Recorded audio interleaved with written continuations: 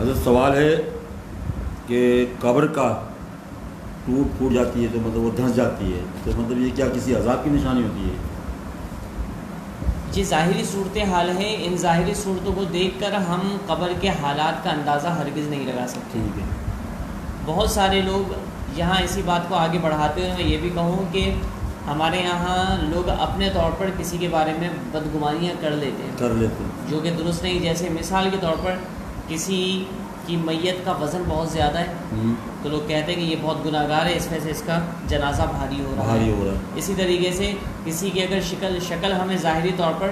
بگڑی ہوئی لگتی ہے یا کوئی معیوب لگتی ہے تو ہم اس شکل کو دیکھ کر اپنے حساب سے کہتے ہیں یہ بڑا گناہ گار ہے نا، لہٰذا اس کا چہرہ بگڑ گیا ہے۔ ہمیں اس کے اعمال سے کوئی سروکار نہیں ہوتا اور ہمیں اس کے اعمال کے بارے میں پتہ بھی نہیں ہوتا، لیکن ہم صرف اس کے چہرے کو دیکھ کر اس کے سارے اعمال کو نظر انداز کر کے اور چہرے کو دیکھ کر اس کی بداعمالیوں کا اندازہ لگاتے ہیں، تو جب کہ یہ درست نہیں ہے۔ تو اسی طرح جنازہ ہو یا کسی کا چہرہ خدا نخواستہ کچھ زرد ہو گیا ہو یا اس کے چہرے کا رنگ متغیر ہو گیا ہو یا اس کی قبر ٹوٹ پھوٹ کا شکار کسی بھی وجہ سے ہو گئی ہو، تو ان تمام چیزوں کو دیکھ کر ہرگز یہ اندازہ نہیں لگایا جا سکتا کہ اس سے رب ناراض ہے یا اس کے گناہوں کا نتیجہ یہ،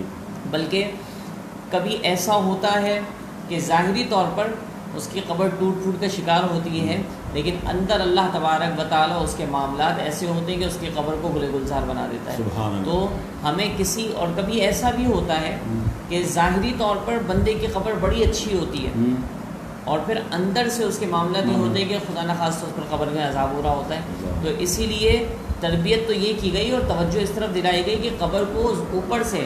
ظاہری طور پر اتنی آراستہ پیراستہ کرنے کی کوشش مت کرو، بلکہ قبر کے اندر کے حالات بہتر کرنے کی کوشش کرو۔ وہ کیسے ہوں گے؟ یا تو انسان اپنی زندگی میں نیک اعمال کرے تو وہ اندر کی قبر کے حالات اچھے ہوں گے، یا پھر اس کے عزیز و اقارب اس کو کثرت سے اصحال ثواب کریں، صدقہ و خیرات کریں، تو پھر اس طریقے سے اندر کی قبر کے حالات اچھے ہوں گے۔ تو کوشش یہ کرنی چاہیے کہ اندر کے حالات اچھے کریں، نہ کہ باہر کی قبر کو سجایا جائے۔ منع نہیں ہے، لیکن بلا وجہ سجانا، بہت عالیشان قبر بنا دینا، اس کا کوئی فائدہ بھی تو نہیں ہے۔ تو اس لیے ان چیزوں کی طرف توجہ کرنے سے بچنا چاہیے اور قبر کی ظاہری حالت کو دیکھ کر مردے کے بارے میں کسی قسم کا برا گمان کرنے سے شریعت نے منع فرمایا۔